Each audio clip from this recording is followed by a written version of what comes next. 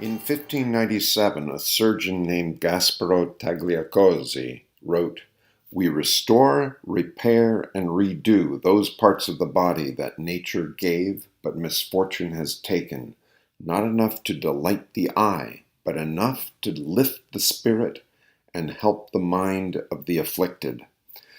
Tagliacozzi was convicted of interfering with God's creation. 4 centuries later, another doctor in cosmetic and reconstructive surgery followed Tagliacozzi's words.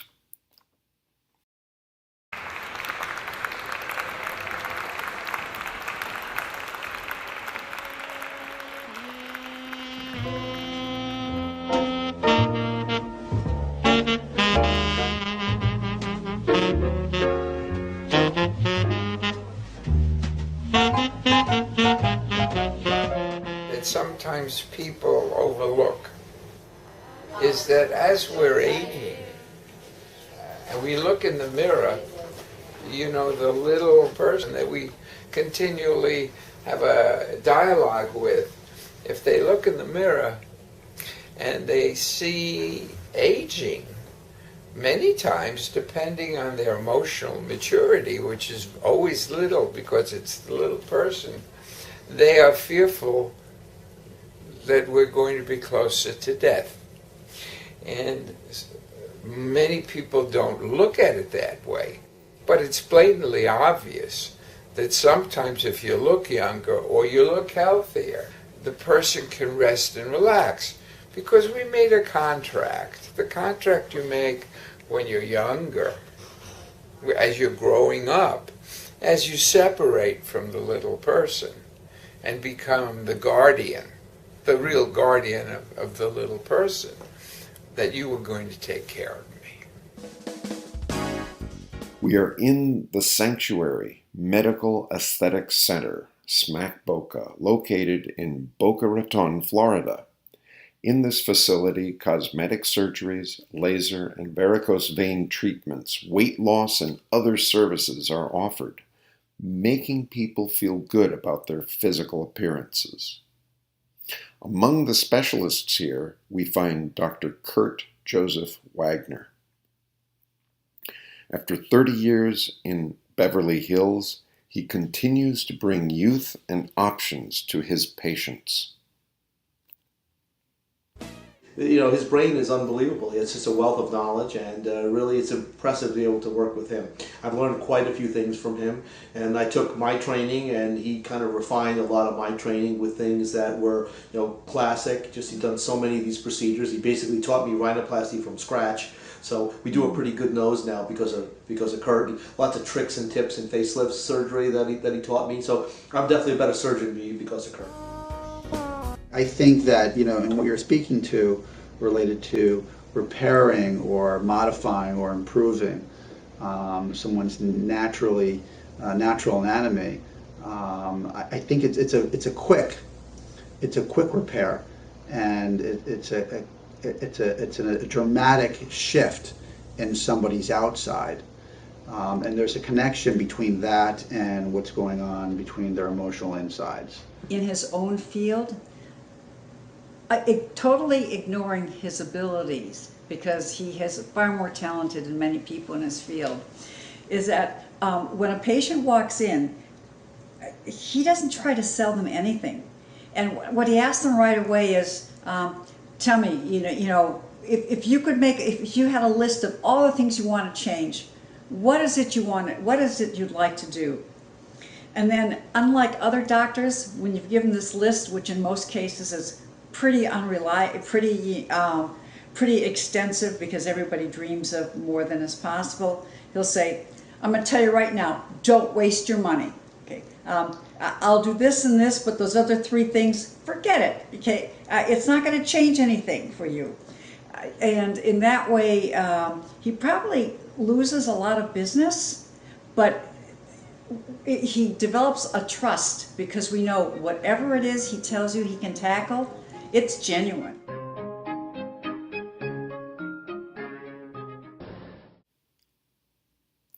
In the mid-1960s, when being young and handsome in the United States was important to hold a job, Wagner wrote the book, A Plastic Surgeon Answers Your Questions, which brought to ordinary people the benefits of plastic surgery. I may have told about a story of a little 16-year-old girl that was living in New Jersey, very unpopular because she had a nose like a horse. And she was smart, beautiful, lovely otherwise, but every day was painful for her to go to school. And so her father found out about my husband from another friend, from someone at UCLA. This one we were in California. But this one day I was helping out, and my job was, the mother of this daughter had said, now, when we're finished with the surgery, because usually when you're done with the surgery, that is the way the nose will look. And then after a short while, the swelling comes in, and then, of course, it's totally different. So Kurt said, honey, your job is going to be to take the mom back, show, right after the surgery, you show the mother her daughter's nose, and then take her out, and we'll bandage her up, and we'll do everything. Okay. So when it came time, I took the mom in, and my gosh, I can still remember to this day, and this is probably 40 years ago. She stood there with tears rolling down, and she said, I always dreamed I'd have a daughter who would look like that. And that was what happened. And then, here's the best PS, postscript to the entire story. The next year, Kurt got a letter. Dear Dr. Kurt, thank you so much. I am the prom queen. I am the cheerleader. I am the this. I am now ready to go to college. You have changed my life. So I think it's a complex, interrelated phenomenon that somebody goes to a gifted plastic surgeon. They have this physical repair, this anatomical repair, which has, in some cases, maybe even many cases, it has profound impacts on how people conduct themselves in their lives, professionally, personally, into their interpersonal relationships. So there certainly is a connection between somebody's physical changes externally and their emotional changes internally. How long-lasting it is and how sophisticated that person's pathologies are, of course, vary, but there certainly is a connection. He popularized cosmetic surgery in the doctor's clinic to reduce costs without affecting the quality of the procedure. He used to have in his first office, he used to have 2 ORs. And he would have them both going. Like, one would be getting set up, the other one would be, it was amazing. And then in between both of those, he'd go see the people in the waiting room, was always full. I mean, he probably, maybe 8, 10 surgeries in a day. When we were in the surgery center, he maybe did 5 or 6 a day. He was very demanding, but you kind of learned his routine. You had to have everybody ready because he would jump from surgery to taking out stitches and checking up on the post-ops, and then he'd run back into surgery. And so, I would have to go back. Okay, we're ready, and he'd go, okay, take a break, come see him, and go back out. So Hollywood's stars-to-be soon learned about Dr. Wagner's work in breast design. One day, a future patient lacked the funds to pay for a procedure. She was a press agent, and Kurt Wagner saw an opportunity to expand his business. Talk shows on TV. The world's first extreme makeover was born. The show was seen by millions in New York, Chicago, and Europe. Next came an article in Look magazine and 2 appearances on the Merv Griffin show, accompanied by his wife, Kathy.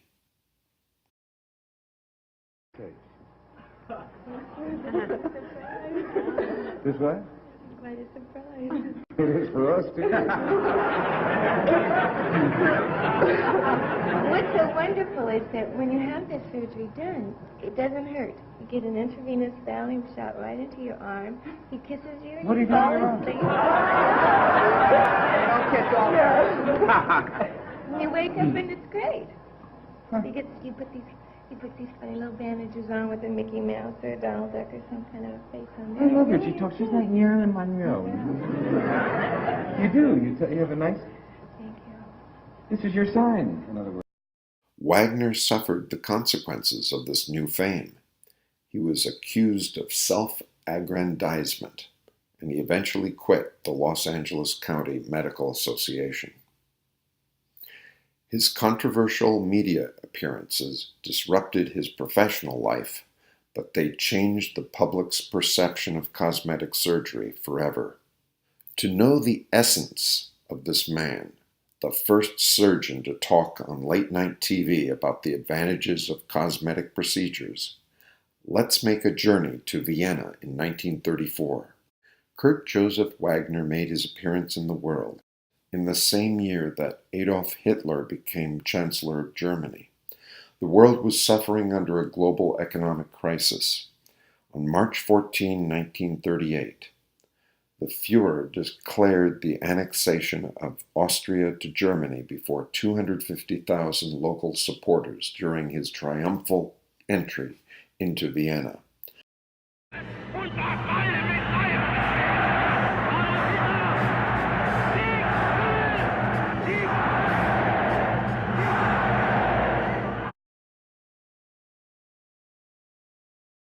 He came from a wealthy Viennese family who were descended from Wenzel Anton Kaunitz-Rietberg, the Chancellor of State under Maria Theresa of Austria.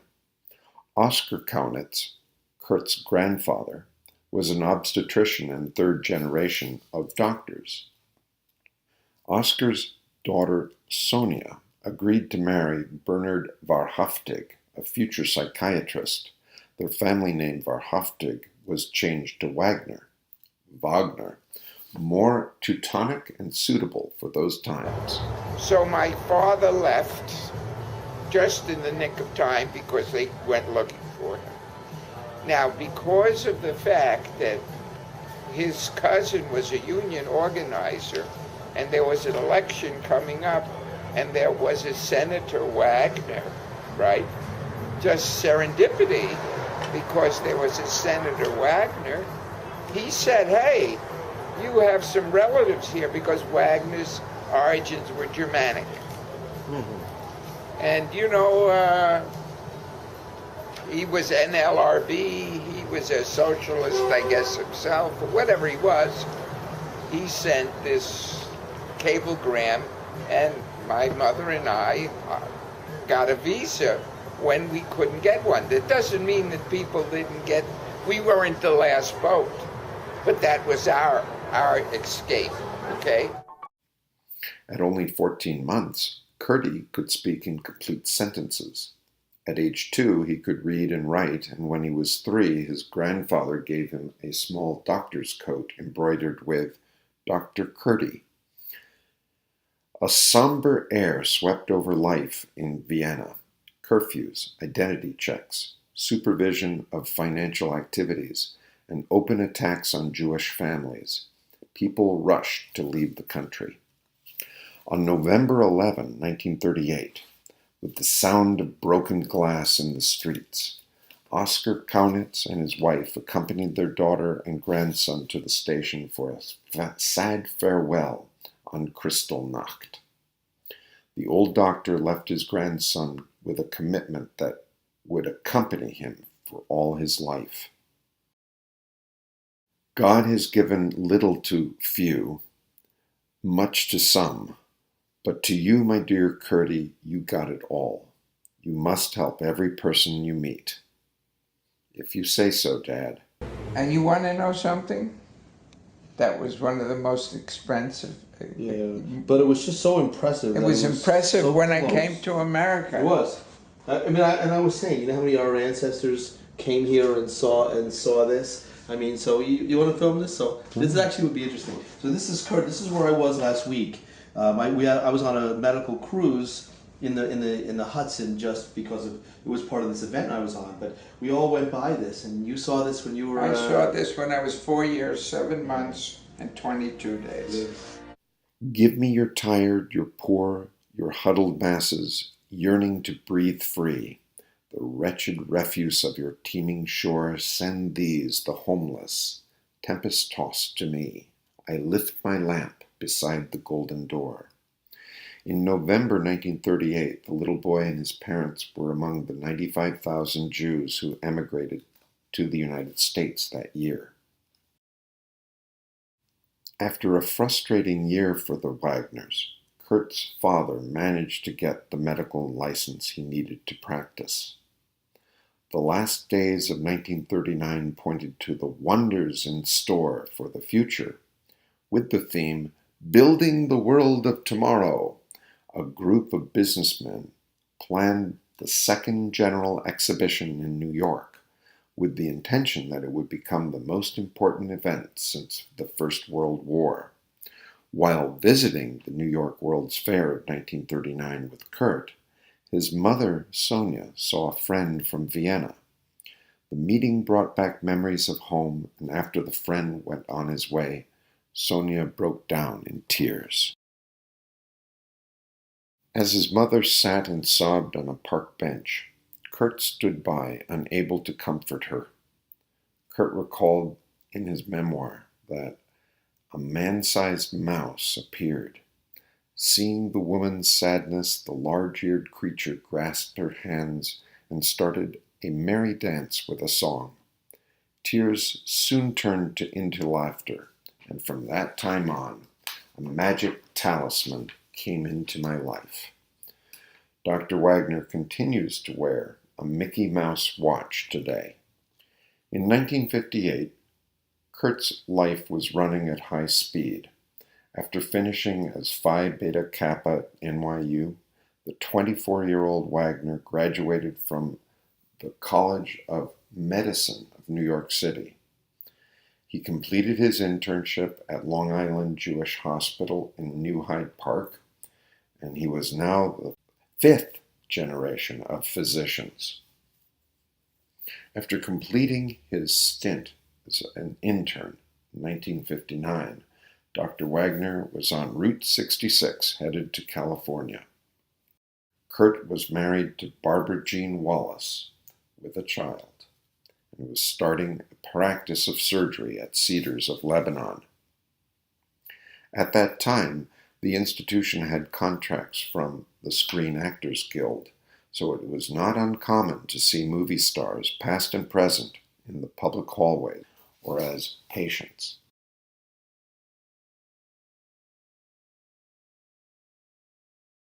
It's just had story after story after story. I can remember what I had for breakfast, but he'll tell you where he was when he had breakfast. He saw this movie star and all these movie stars he operated on it. It was impressive, a lot, but a lot of them were dead, so we didn't care. He was teaching us a lot of steps, and we got that story about Ginger Rogers and Fred Astaire, that he was able to dance with Ginger, so it was pretty impressive. We razzed him a lot, but that's a pretty damn impressive story. I think the people I grew up with all had special fathers, so they were either actors or, they wealthy, nice people that had a lot of. But everybody loved my dad, and he was always very adventurous, and we always went and did things. And if they were ever with us, let's say on a vacation, we just played and had fun, and it was fun.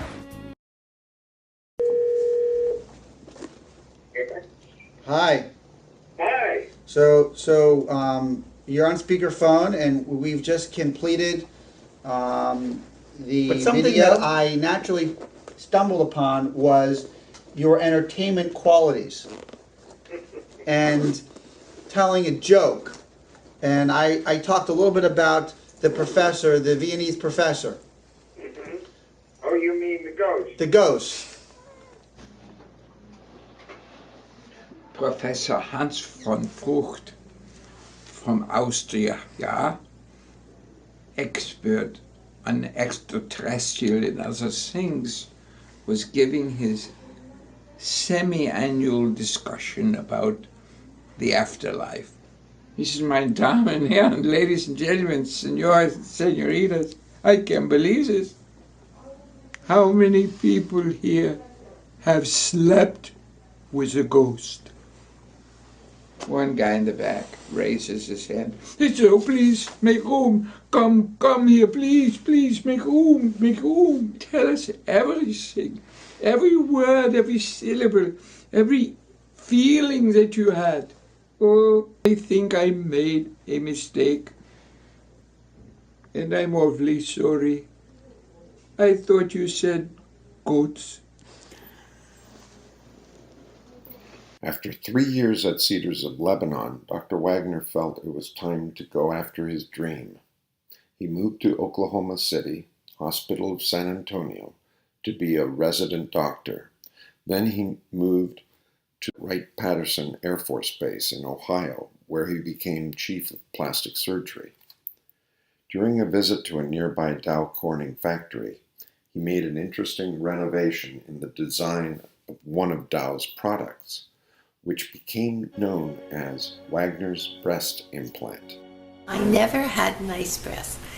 And when I met my husband, I was wearing 2 falsies on each side in my bra, and I was so embarrassed. I was afraid to have him even hug me or touch me because you feel a little bong, and it just was so terrible. But he didn't mind. He went ahead. We married, and we were married in New York, the little church around the corner. His mother had an exceptional reception for us. That's another story.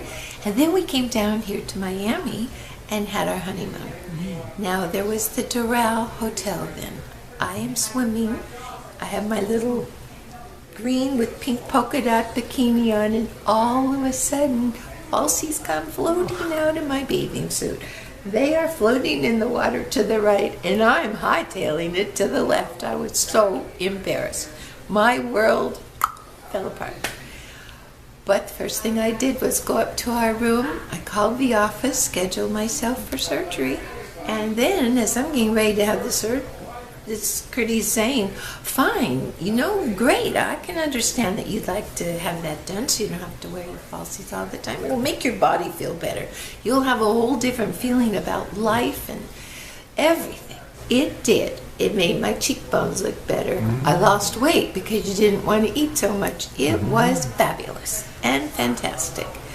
And these are just on me. And maybe you would think that I'm very vain, but slight little adjustments that can be done will change your whole life. In 1966, Dr. Kurt received his certification as a plastic surgeon number 743.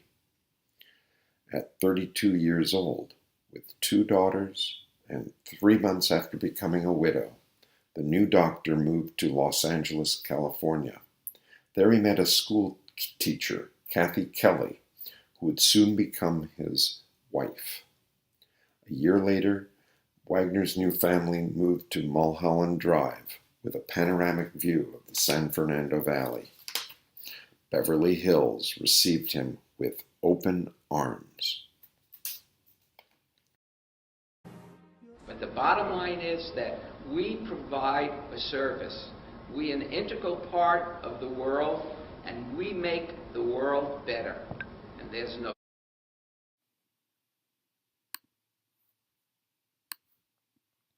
The couple is the subject of a TV interview, later broadcast by the BBC service, a documentary that shows the life and work of a plastic surgeon. Years later, a reality show called Dr. 90210 appeared to remind us of that early documentary on Kurt Wagner. At the same time, a Los Angeles Times Magazine article profiled Dr. Wagner, where he talked about what it's like to be a plastic surgeon in Beverly Hills. He also spoke about life, freedom, and the quest for beauty and psychological health. Kurt and Kathy are now everywhere. They are seen on TV, in magazines in France, Germany, England, even Australia.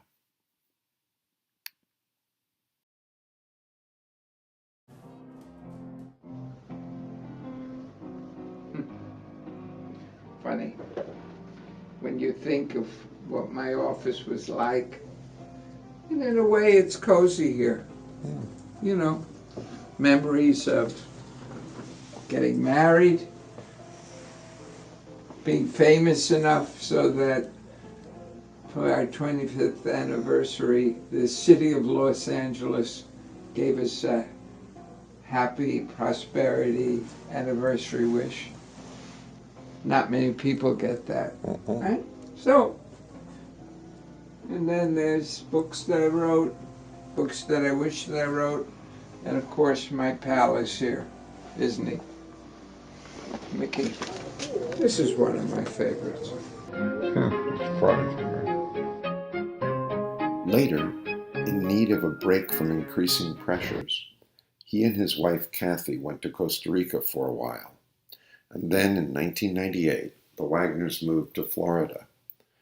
The millennium found Kurt with a new vigor.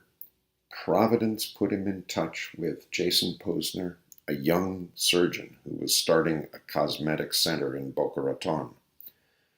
This is where we find him today, overseeing the nonprofit organization he founded in 1975, A-STAR, the American Society of Aesthetics and Therapeutic Rejuvenation and Regeneration.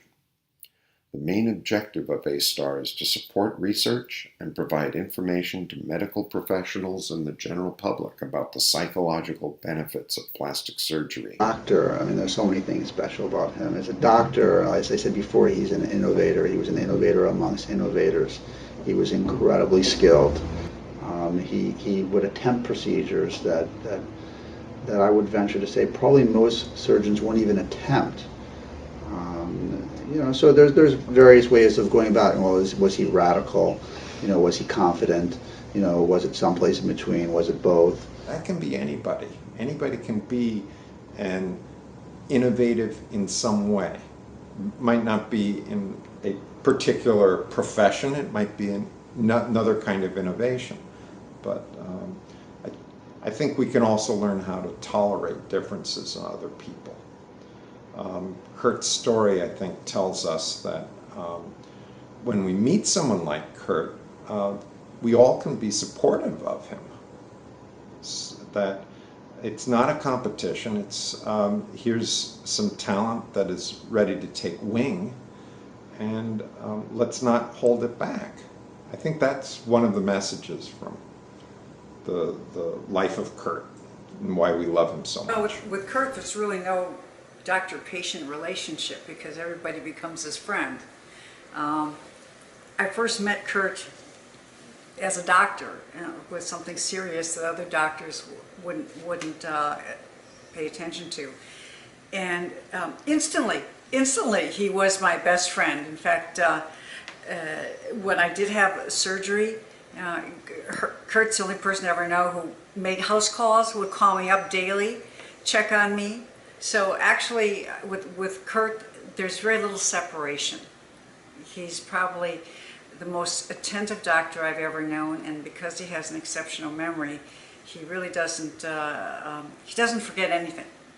And when he knows he's had a patient and it's been a day or two, he knows he'll automatically just check on them no matter what. What's it like to work with Kurt? Yeah. It's entertaining. His brain is unbelievable. It's just a wealth of knowledge, and really it's impressive to be able to. In 1971, Kurt Wagner appeared on The Merv Griffin Show to promote a book. He was accused by the local medical association of self-aggrandizement.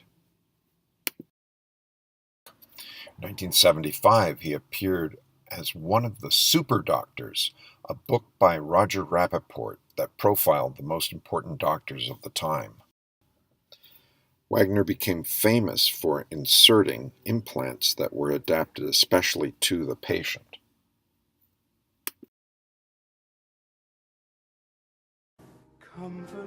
He was incredibly skilled. He developed numerous, breast implants, cheek implants, chin implants. He was just incredible. And he said, but meanwhile, while you're on my table, the operating table, I just would like to kind of pin back your ears just a wee bit, because they did stick out a little when we look at early pictures of me. And he said, you know, your daddy didn't have much of a chin.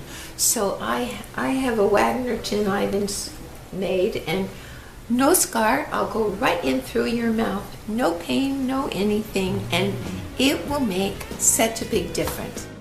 He wrote Beauty by Design with another doctor, Gerald Imber, and he also created a charity similar to Astar's, which gave medical procedures to people who couldn't afford them, a program called A Little Help for Our Friends.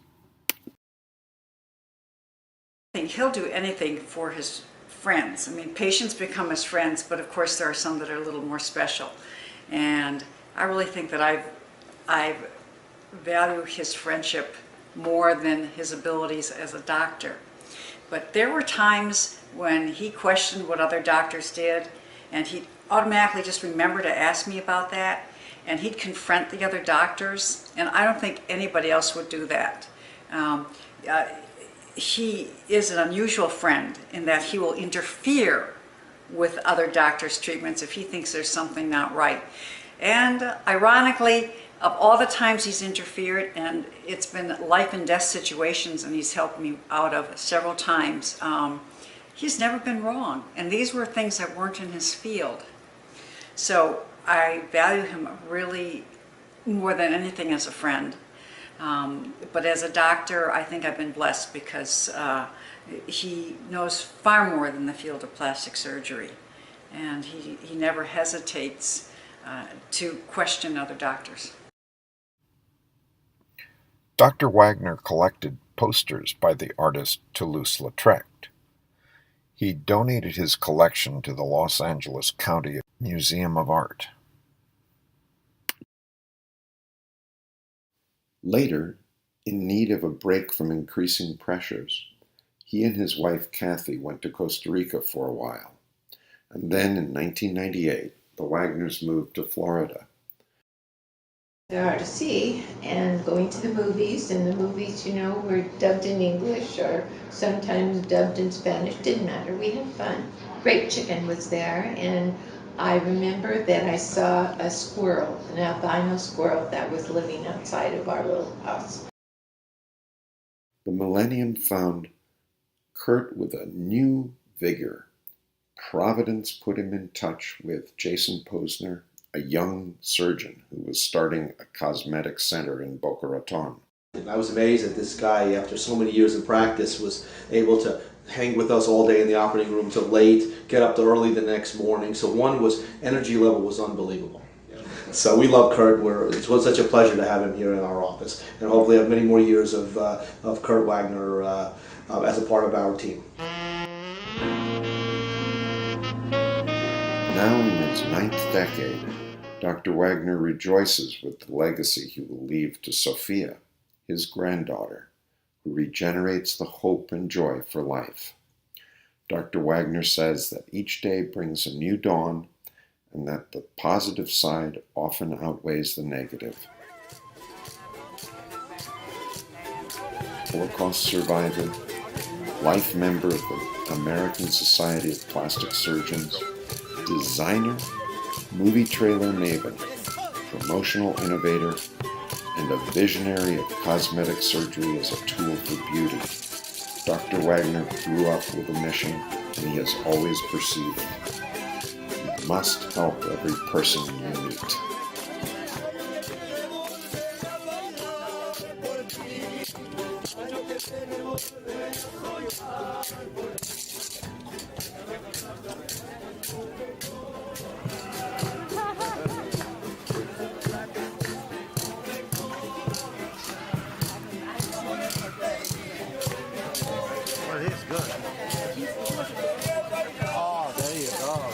He's got the right feet, right? Oh, of course, he's doing it well. Right.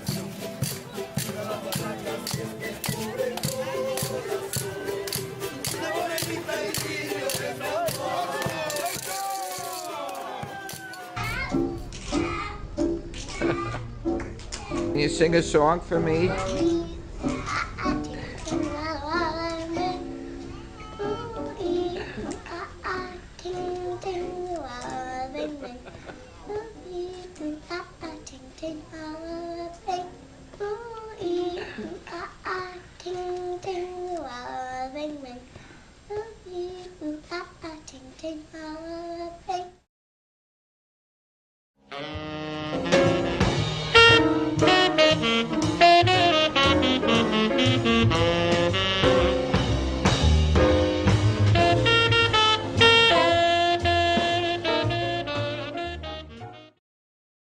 You hold the future of this video in your hands. Please pass on the internet link or the DVD or the video file and give it to another person. Thank you very much. The man's job is to keep people looking younger by means of plastic surgery. Along with notables in the public eye, Dr. Wagner's practice caters to working people of all income brackets. It's always been thought in the past this was a very expensive process. Would you welcome the author of the forthcoming book, The Youth Cane? Here's Dr. Kurt Wagner.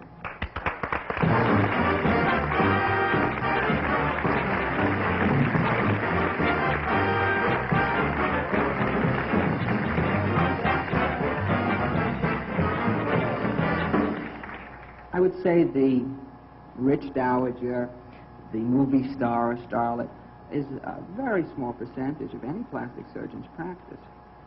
Plastic surgeons practice on the average person, by and large. The working woman, the executive, the young teenagers, the elderly, the very young, and because you mentioned the fire, of course, we take care of people who've been burned as well, people who are born with congenital defects. Now, do you get truck drivers or construction workers? Yes, you do get truck drivers and construction workers. Really? Some who want hair transplants, some who want nose jobs, some who want their ears pinned back, some who just want to look a little bit better and more respectable, some with tattoos that they want removed. Seriously speaking, facelifts and eye lifts are temporary things, and anyone who says they're going to last forever is lying. They're temporary things. They make you look more relaxed, more refreshed. Hopefully they don't change your facial expressions so that you look like you and not a mask. And they unfortunately hold time back just a little while. And 5, 6, 7 years later. Do you see anything here that needs to be done, Doctor? Oh, sure. I see something in everyone that needs to be done. What would you do? What would you suggest? Well, I really wouldn't discuss it because what? I don't suggest anything. When a patient comes into my office, they ought to have a good idea of what they want. And then I'll either agree or disagree. I'll just give you, for instance, when I was in training, I met a woman who had a son with ears that stuck out, just like that. And at that time, you want the experience, and I said, my God, if a wind will come, your son will be lifted, and your son ought to have his ears pinned back. She said, well, I never thought of it that way, but I think it's a good idea. The next morning, her husband came in. He was about 7 feet tall, 280 pounds, and he had ears that stuck out like that. And he picked me up and he said, I don't see anything wrong with my kid's ears. And he was right. There was nothing wrong with it. So that was the last suggestion I made.